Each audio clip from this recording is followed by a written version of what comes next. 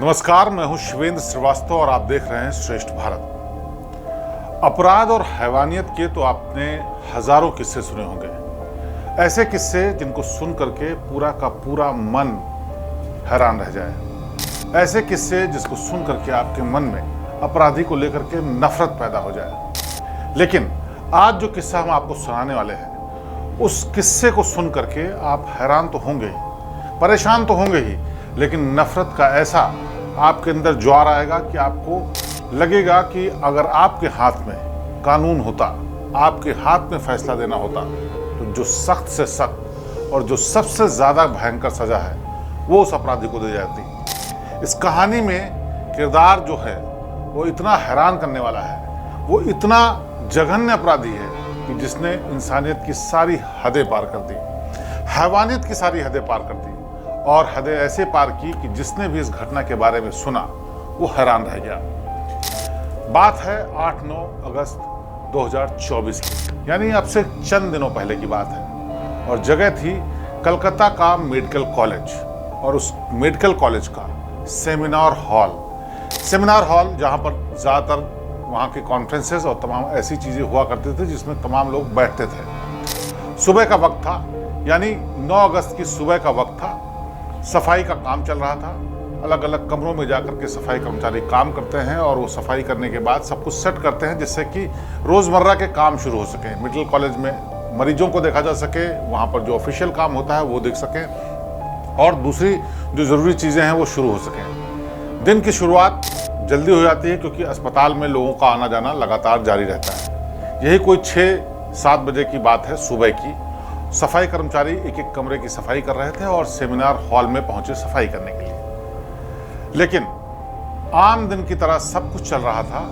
इस घटना के बाद जो उन्होंने देखा, उसके बाद पूरे मेडिकल कॉलेज में अफरा तफरी मच गई। या यूं कहिए, मेडिकल कॉलेज नहीं, पूरे इलाके में, शहर में और पूरे कोलकाता शहर में चर्चा की बात सिर्फ इतनी जो ये घटना थी। दरअसल उस सफाई कर्मचारी ने जैसे ही कमरे के अंदर दाखिल होकर के लाइट जलाई, उसने देखा कि एक महिला अचेत अवस्था में फर्श पर पड़ी हुई है।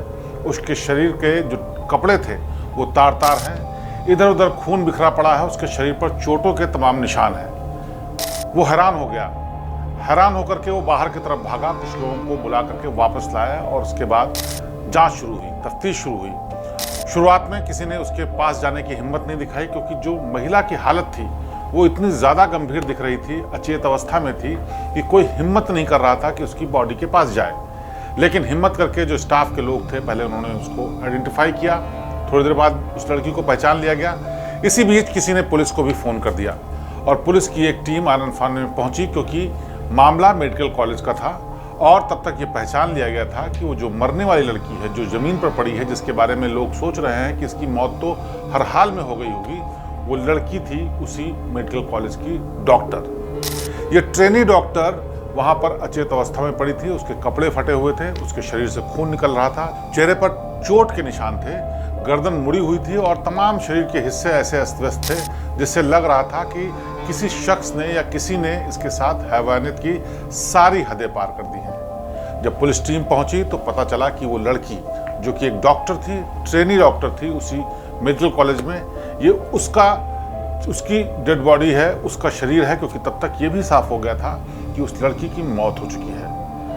फॉर्मेलिटी के लिए उसको मेडिकल कॉलेज भेजा गया ताकि कम से कम ये पुष्टि हो सके, तस्दीक हो सके कि क्या कोई जान की उम्मीद बाकी है या कोई ऐसी कोशिश जो उसको वापस जान बचा सके, ये कारगर हो सकती है। मेडिकल कॉलेज के भीतर ही पूरा मामला हुआ था। आनन फानन में उसको इमरजेंसी ले जाया गया, वहाँ पर जाँच की गई, पता चला कि उसकी मौत हो चुकी है।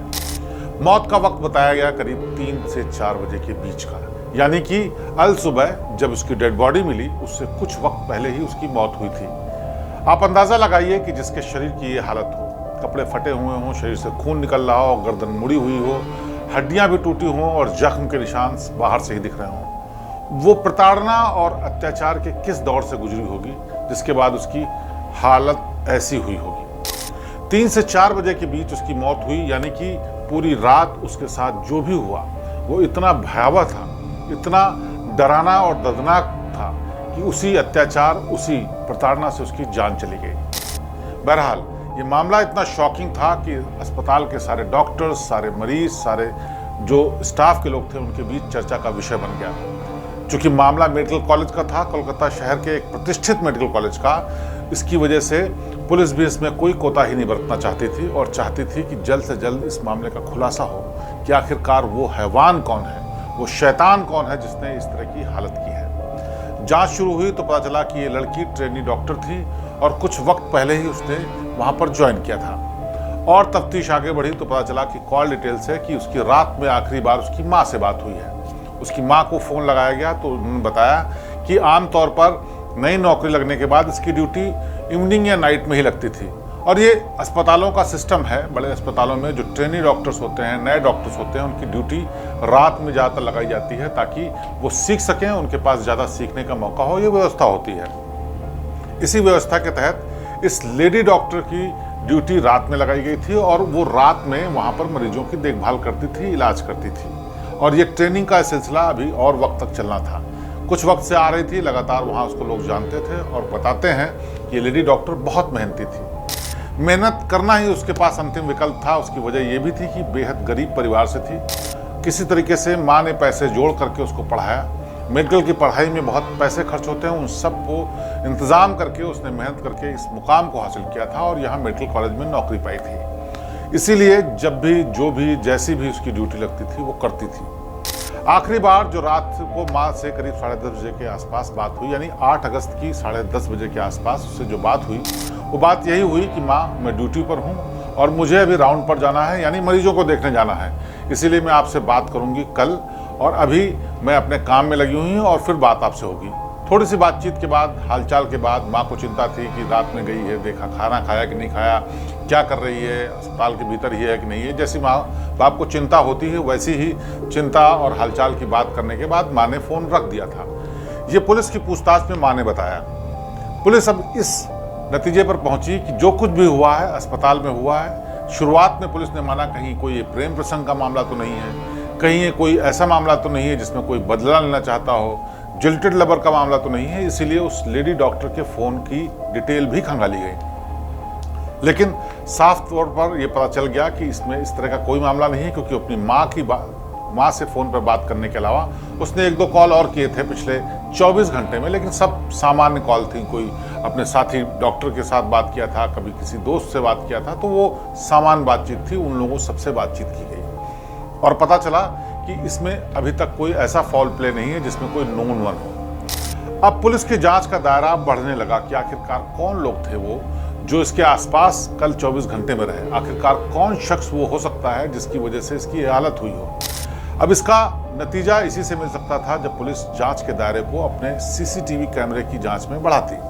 पुलिस ने पूरे अस्पताल के भीतर मौजूद सीसीटीवी कैमरों को खंगालना शुरू कर दिया, खासतौर पर उस एरिया के कैमरों को जिस एरिया में डॉक्टर का मूवमेंट था, यानी जहां पर उसकी ड्यूटी थी और ड्यूटी के बाद आसपास की कैंटीन में, बाहर लॉबी में, बाहर तरफ जिधर भी वो जा सकती थी, जहां जहां उसका मूवमेंट कैमरे में दिख रहा था, वहां के उन्होंने तलाशी लेनी शुरू की जिससे पता चल सके। इस बीच दूसरी टीम वहां उस सेमिनार हॉल के अंदर मिले सबूतों की भी जांच कर रही थी, जिससे कि पता चल सके कि यहाँ से कुछ मिला कि नहीं। वहाँ का जो भयावह दृश्य था, वहाँ से मिले हुए सबूत जो इशारा कर रहे थे, जो चीज़ें समझ में आ रही थी, वो बेहद हैरान करने वाली थी। दरअसल सेमिनार हॉल के अंदर ऐसी जगह होती है जहाँ पर लोग बैठ करके अपनी कॉन्फ्रेंस, अपनी डिस्कशंस, अपनी मीटिंग्स करते हैं। तो उसी तरह की व्यवस्था, टेबल्स लगी हुई राउंड में, उसके अलावा चेयर्स लगी हुई, उसके अलावा एक टेबल सामने ब्लैक बोर्ड और इस तरीके की प्रोजेक्टर स्क्रीन और दीवार, पर्दा, यही सब चीज़ें थी। वहाँ पर जो दृश्य था वो साफ तौर पर दिखाता था कि इस पूरी घटना में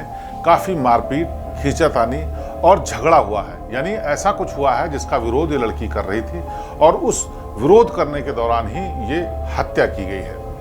पुलिस अपनी जांच को बढ़ा रही थी। वहाँ से तमाम ऐसे सबूत मिलने शुरू हुए।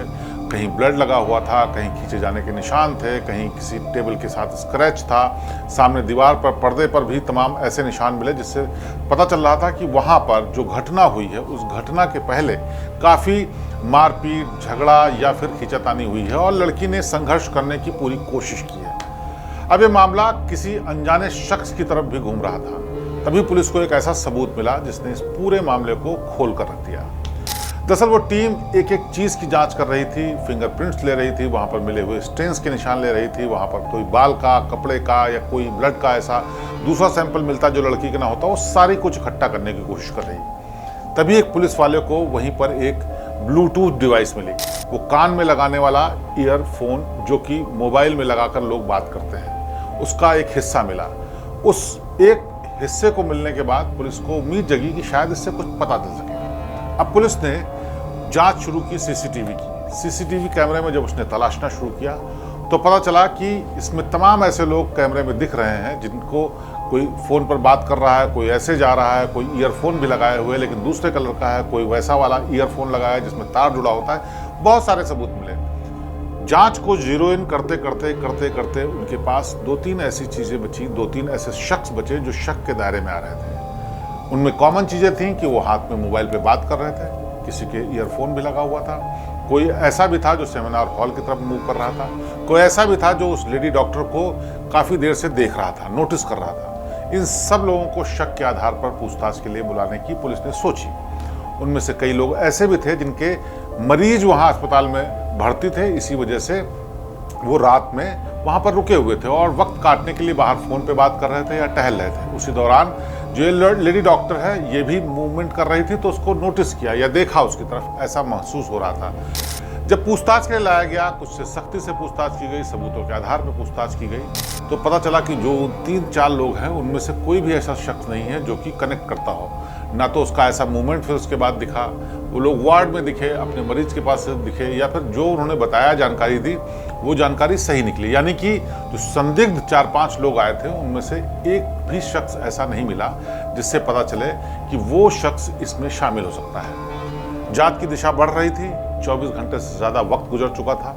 लोग बहुत नाराज थे, खासकर डॉक्टर्स, साथी डॉक्टर्स उस लेडी के, जो कि इस बात पर हैरानी जता रहे थे कि पुलिस कुछ पता नहीं कर पा रही है। अस्पताल परिसर में अगर लोग सुरक्षित नहीं हैं तो फिर कहाँ सुरक्षित होंगे। इतनी जघन्य वारदात को अंजाम देने के बाद कोई फरार हो गया, उसके बाद भी अभी तक पुलिस कुछ कर नहीं पाई। इस सब की नाराजगी थी। मामला डॉक्टर से जुड़ा हुआ था, हाई प्रोफाइल मामला था, इस वजह से सरकार और तमाम पुलिस के आला अधिकारी लगातार इस बात का दबाव बना रहे थे कि जल्द से जल्द इस मामले का खुलासा किया जाए। पुलिस भी अपनी पूरी कोशिश कर रही थी। सीसीटीवी ही एक ऐसा जरिया थी जिससे पता किया जा सके कि आखिरकार ये कौन शख्स हो सकता है। एक शक और था जिस पर पुलिस ने बहुत गहराई से काम किया कि आमतौर पर मेडिकल कॉलेजेस या अस्पताल के बाहर आसपास ऐसे लोग होते हैं जो हैबिचुअल ब्लड डोनर होते हैं, जो ड्रग एडिक्ट होते हैं, वो भी वहाँ पर बैठते हैं। गरीब भीख मांगने वाले भी होते हैं, वो लोग भी कभी कभी ऐसी जघन्य वारदात को अंजाम देते हैं। लिहाजा ऐसे भी तमाम लोगों को उठाया गया, उनसे पूछताछ की गई, लेकिन कहीं से कुछ नहीं मिल रहा था। बार बार सीसीटीवी फुटेज देखा जा रहा था और उस सीसीटीवी फुटेज में आखिर में एक ऐसा सबूत मिला जिसने इस पूरे मामले को पूरी तरह से ओपन कर दिया। वो सबूत था कि एक शख्स जो कि सीसीटीवी फुटेज में दिख रहा था कि उसके कान में एक ईयरफोन लगा हुआ था, एक में नहीं लगा हुआ था, और वो बेहिसाब अजीबोगरीब तरीके से मूवमेंट कर रहा था। ऐसा लग रहा था किसी नशे में है। उसको जब मॉनिटर करना शुरू किया तो उसकी आखिरी लोकेशन और आखिरी मूवमेंट कैमरे के जरिए उस सेमिनार हॉल की तरफ जाती हुई मिली। पुलिस ने इसके बारे में पता करना शुरू किया तो किसी को शुरुआत में नहीं पता था कि आखिरकार ये शख्स कौन है, लेकिन ईयरफोन और उसके आधार पर धीरे धीरे जब जांच आगे बढ़ी तो पता चला कि इस शख्स का नाम संजय है और पास में ही कहीं रहता है। आमतौर पर ये महीने 2 महीने में इधर उधर आता रहता है। गार्ड्स ने इसको देखा है। सभी गार्ड्स को जो कि पहले भी काम करते थे और बाद में भी, उन सबको बुला करके उसकी शिनाख्त करवाने की कोशिश हुई तो पता चला कि ये शख्स यहीं पास में ही रहता है। पुलिस की एक टीम उसको लेने के लिए पहुंची तो सबूत का दूसरा सिरा भी मिल गया। जो एक ईयरफोन, ईयर प्लग जो वहाँ पर मिला था सेमिनार हॉल के भीतर, उसका एक दूसरा हिस्सा इसी संजय के पास मिला। अचानक से पूरा मामला खुल चुका था, लेकिन पुलिस अब भी हैरान थी कि आखिरकार ऐसा क्या हुआ कि इस शख्स ने एक महिला डॉक्टर की बेरहमी से हत्या कर दी। ऐसी बेरहमी से हत्या की कि देखने वाले भी कांप जाएं। इसीलिए पुलिस चाहती थी कि उसके बारे में पता करें। पूछताछ के लिए उसको अस्पताल ले जाया गया, पहले फिर पुलिस स्टेशन ले जाया गया। वहाँ उससे पूछताछ जब शुरू की गई तो उसने सिरे से हर एक चीज़ को नकार दिया। उसने कोई भी जानकारी होने से मना किया। उसने बताया ईयर प्लग हमको बाहर मिला था। और इस जानकारी के बाद पुलिस को लगा कि शायद वो किसी गलत शख्स को तो नहीं पकड़ रहा है, क्योंकि चेहरे से वो आदमी अपराधी नहीं था, उसका कोई आपराधिक बैकग्राउंड ऐसा नहीं था जिससे कहा जाए कि ऐसे खतरनाक घटना को वो अंजाम दे सकता है। लेकिन फिर भी जो सिरा मिला था उसी सिरे के सहारे आगे बढ़ना था। पुलिस ने उससे सख्ती से पूछताछ शुरू की तो पता चला कि उसकी 4 शादियां हुई हैं और आखिरी पत्नी की अभी मौत कुछ दिन पहले ही हुई है। 3 पत्नियां और थीं जिनसे शादी करने के बाद उसका तलाक हो गया, वो छोड़ के चली गई। उसकी वजह जब पता चली तो और शक गहरा गया। उन तीनों पत्नियों से जब पूछताछ की गई तो पता चला कि ये एक वहशी दरिंदा टाइप का शख्स है जिसका नाम संजय है। ये शख्स शराब पीने के बाद, नशा करने के बाद इतना बेरहम और इतना वहशी हो जाता है कि बुरी तरह से अपनी पत्नियों को मारता था। आसपास का लोग अगर कोई बचाने आते थे, रोकने आते थे तो उनको भी गाली गलौज करता था। कई बार इसकी मारपीट और लोगों से हो चुकी है। इन्हीं हरकतों से तंग आकर के उनकी 3 पत्नियां पहले छोड़ के जा चुकी हैं। उन पत्नियों से बात किया तो उन्होंने इस बात की तस्दीक की कि संजय बहुत ही ब्रूटल, बहुत ही बेरहम और बहुत ही बेपरवाह किस्म का शख्स था। वो अपराधी किस्म का था और वो मारपीट करना, इस तरह की अत्याचार करना उसको शायद अच्छा लगता था। एक तरीके की बीमारी थी उसको कि इस तरह की हरकतें वो करता था और इसी वजह से उसकी 3 शादियां पहले टूट चुकी थी। चौथी शादी में भी वो इस तरह की हरकतें करता था, लेकिन पत्नी की मौत किसी बीमारी से हुई थी। जब डॉक्टरों से पता चला तो उनको ये नहीं पता था कि आखिरकार ये मौत हुई तो उसके पीछे कोई वजह, कोई संदिग्ध वजह है या नहीं। लेकिन पुलिस को बाद में ये भी शक हुआ कि कहीं चौथी पत्नी को उसने किसी संदिग्ध तरीके से मार तो नहीं दिया। लेकिन पुलिस की जांच का विषय फिलहाल ये नहीं था। विषय ये था कि आखिरकार उस लेडी डॉक्टर को क्यों उसने मारा और क्या हुआ। जब शक गहरा गया, पुलिस ने सख्ती से उससे पूछताछ शुरू की तो आखिरकार वो शख्स टूट गया। संजय ने जो कहानी बतानी शुरू की वो और ज्यादा हैरान करने वाली थी। संजय ने बताया कि उसके साथ एक प्रॉब्लम है कि जब वो नशे में होता है तो उसके अंदर का शैतान जाग जाता है। ऐसा शैतान जो कि किसी न किसी को शिकार करना चाहता है। वो आदमी भी हो सकता है, औरत भी हो सकती है, लड़की भी हो सकती है, बच्ची भी हो सकती है। लेकिन आमतौर पर वो आदमियों से उलझता नहीं था, क्योंकि कई बार उसके साथ मारपीट की घटना हुई और उसमें वो खुद भी पिट गया। महिलाएं उसको आसान शिकार लगती थी और इसके लिए एक जगह थी जिसको समझ में आता था कि मेडिकल कॉलेज के भीतर वो लोग जो परेशान हालत में टहलते हैं या वो डॉक्टर्स जो कि ड्यूटी पे होते हैं, अपने काम में उलझे होते हैं, और वो लोग जो कि बाहर से आकर के वहाँ रुके होते हैं अपने तीमारदार के तौर पर, ऐसे लोगों को शिकार बनाता था। और ऐसा ही शिकार ये लेडी डॉक्टर बनी। जिस दिन ये घटना हुई उस दिन संजय शराब के नशे में धुत और दूसरे भी नशे कर करके वहाँ आया था। उसने देखा 10:30-11 बजे के आसपास ये लेडी डॉक्टर फ़ोन पर बात कर रही है और फ़ोन पर बात करने के बाद उसने कहा कि वो कल सुबह आ जाएगी, यानी वो रात भर यहाँ रुकने वाली थी। उसको वो आसान शिकार मिले, लेकिन उसको एक मौके की तलाश थी जहाँ पर वो हमला कर सके। आमतौर पर जो डॉक्टर्स होते हैं, नाइट शिफ्ट में होते हैं, उनके पास प्रेशर भी ज़्यादा होता है और बीच बीच में ऐसा भी मौका मिलता है जब उनको बहुत भयंकर नींद लगती है तो थोड़ी देर के लिए रेस्ट करते हैं। कई बार डॉक्टर्स अपने केबिन में या अपने वार्ड में या अस्पताल के भीतर कहीं और जहां उनको मौका मिलता है थोड़ी देर के लिए वो नींद लेते हैं ताकि वो थोड़ा तरोताज़ा हो जाएं और अपने मरीज की देखभाल कर सकें। इस लेडी डॉक्टर के साथ ट्रेनिंग लेडी डॉक्टर जो थी उसके साथ यही स्थिति थी। रात की शिफ्ट में थी, उसके पास जो केसेस थे उनको विजिट कर चुकी थी। एक विजिट करने जा रही थी और करने के बाद उसने सोचा थोड़ी देर के लिए आराम कर लिया जाए, क्योंकि 2 से 3 बजे के बाद फिर उसको ड्यूटी पर ही विजिट पर जाना था, जिससे कि मरीजों को उनके वक्त की दवाई, इंजेक्शन, उनकी जांच की जा सके। लिहाजा उसने सोचा कि 1-1.5 घंटे के लिए कहीं आराम कर लेते हैं। और आमतौर पर जिन जगहों पर लोग जाते हैं वो केबिन, अपना केबिन होता है, वार्ड होता है, या फिर ऐसे ही किसी ऑफिस में जहाँ पर रात की ड्यूटी में लोग ना हो, वहाँ थोड़ी देर के लिए आराम करते हैं। सेमिनार हॉल एक ऐसी ही जगह थी जहाँ पर ये लेडी डॉक्टर पहुँची। सोचा कि थोड़ी देर टेबल पर या चेयर पर आराम कर लेती हूँ, उसके बाद अपनी शिफ्ट पूरी करके काम करके फिर वापस जाऊँगी। ये सब कुछ संजय की नज़र से गुजर रहा था। वो लगातार उसका पीछा कर रहा था, लगातार उस पर नज़र रखे हुए था, और जैसे ही लेडी डॉक्टर उसके कमरे के भीतर गई वो इंतज़ार करने लगा कि वो सो जाए, फिर वो अपनी हरकत को अंजाम दे। घंटा भर इंतजार करने के बाद उसने कमरे का हल्के से दरवाज़ा खटखटाया। जब कोई आवाज़ नहीं आई तो उसने सेमिनार हॉल के एक दरवाजे को खोला। चूँकि लगातार रेगुलर वहाँ पर आता था इसलिए थोड़ा उसको आइडिया था। वो कमरे के भीतर पहुँचा और उसने देखा कि एक टेबल पर वो लेडी डॉक्टर आराम करने के लिए सो रही है। इस बात से बेफिक्र कि कोई शैतान उसका पीछा कर रहा है, इस बात से बेफिक्र कि आने वाले 4-6 घंटे उसके ऊपर इतने बुरे गुजरने वाले हैं कि वो अपनी जान से हाथ धो बैठेगी। वहाँ उसने नज़दीक जा कर के उसको जगाने की कोशिश नहीं की, बल्कि एक शैतान हैवान की तरह उसके साथ ज़ोर ज़बरदस्ती करने लगा। जब उसने विरोध किया तो उसने खुद जो कि पुलिस को बयान दिया है उसमें उसने बुरी तरीके से पहले मारना शुरू कर दिया। उसका कहना था कि अगर वो मारता नहीं तो शायद वो काबू में नहीं आती, या शोर मचा देती तो वो शायद पता चल जाता। इसलिए उसने पहले उसको जी भर के मारा जिससे कि वो कमज़ोर पड़ जाए, और इस मारपीट में उसके कपड़े भी फट गए, चेहरे पे चोट भी लग गई, और उसके बाद उसने उसके साथ हैवानियत को अंजाम दिया। उसके बाद संजय ने उसके साथ ज़ोर ज़बरदस्ती की, उसके शरीर को बिल्कुल इस हालत में कर दिया जिससे कि वो चलने फिरने लायक भी न रहे, किसी से शिकायत करने लायक भी न रहे, और आवाज़ उठाने लायक नहीं रहे। लेकिन इस शैतान की यहीं पर मंशा पूरी नहीं हुई, यहीं पर उसके हाथ नहीं रुके। उसने समझ लिया था कि कल इस बारे में लोगों को पता लगेगा, उसको लग गया था कि वो पकड़ा जाएगा, लिहाजा उसने पूरी वहशीपन से उस लड़की को, उस डॉक्टर को इतनी बुरी तरह से मारा कि उसकी गर्दन फ्रैक्चर हो गई, उसके हाथ पैर में चोट आ गई, उसकी स्किन छिल गई कई जगह से, और जगह जगह से खून आने लगा। पुलिस की जो पोस्टमार्टम रिपोर्ट है वो बताती है, वो दिल दहलाने वाली है। उस पोस्टमार्टम रिपोर्ट में आया कि न सिर्फ उसने उसको बुरी तरह से मारा था, बल्कि कम से कम 4-5 बार उसके साथ रेप किया। इस सब के साथ उसके प्राइवेट पार्ट्स में उसने कुछ ऐसा ज़रूर किया, कुछ ऐसे धारदार चीज़ से या चोट लगने वाली चीज़ से उसने प्रहार किया जिसकी वजह से लगातार ब्लीडिंग हो रही थी।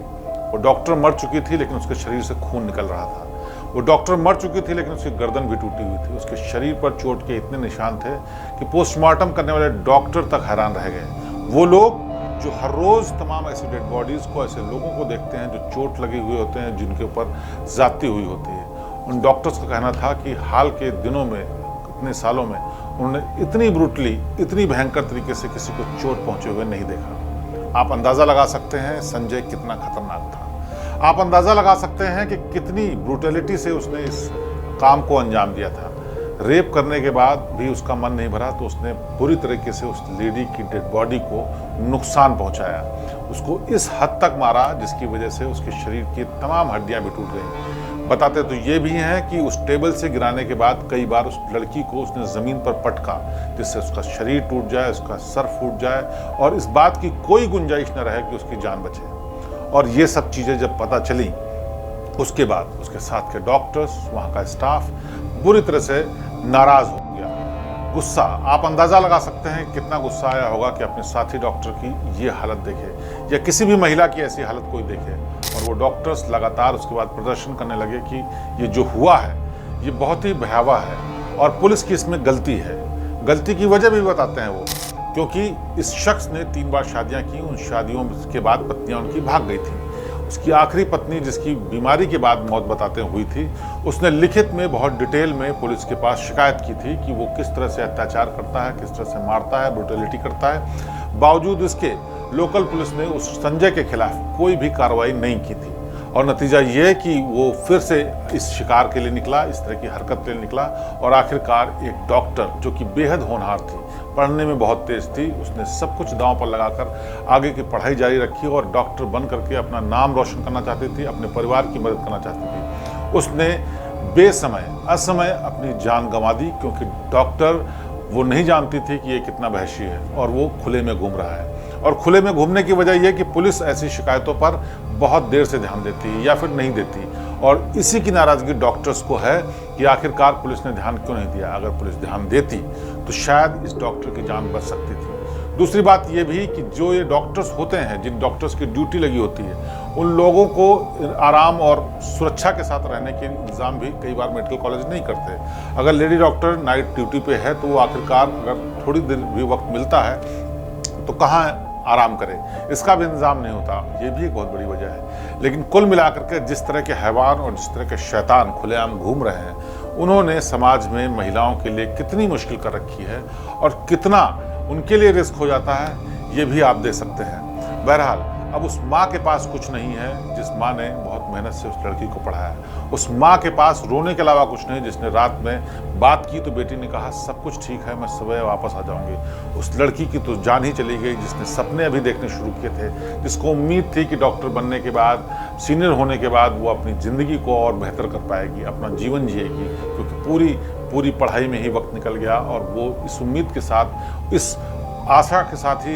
अपनी जान दे बैठी कि शायद किसी दिन अच्छा दिन उसका आएगा। लेकिन ऐसा नहीं हुआ, क्योंकि संजय जैसे लोग इस तरह की महिलाओं को या इस तरह लोगों के सपनों को लगातार तोड़ते रहते हैं और यही इसके साथ हुआ। बहरहाल संजय को गिरफ्तार कर लिया है और पुलिस इस बात की जांच कर रही है कि क्या इससे पहले भी उसने किसी के ऊपर इस तरह से हमला किया या इसका कोई और शिकार है। बहुत मुमकिन है इसके कई ऐसे मामले और भी निकल आए जिसमें संजय शामिल रहा हो, इस तरह की हरकतों को अंजाम दिया हो। लेकिन ये घटना जो कि कलकत्ता को पूरी तरह से हैरान किए हुए, पूरे देश को हैरान किए हुए, ये इतनी भयावह है कि जब भी आप सोचिएगा आपका मन सिहर जाएगा, क्योंकि ये घटना ऐसी है जो बताती है कि इस समाज में ऐसे शैतान भी रहते हैं जो किसी के लिए भी बेहद खतरनाक हो सकते हैं। तो आज की कहानी में बस आज इतना ही। अगली बार फिर किसी खास कहानी के साथ आपके सामने पेश होंगे। तब तक आप देखते रहिए हमारा चैनल। मुझे दीजिए इजाजत। नमस्कार। श्रेष्ठ भारत पर खबरों से जुड़े रहने के लिए चैनल को सब्सक्राइब और लाइक करें, बेल आइकन दबाएं और देखते रहें श्रेष्ठ भारत।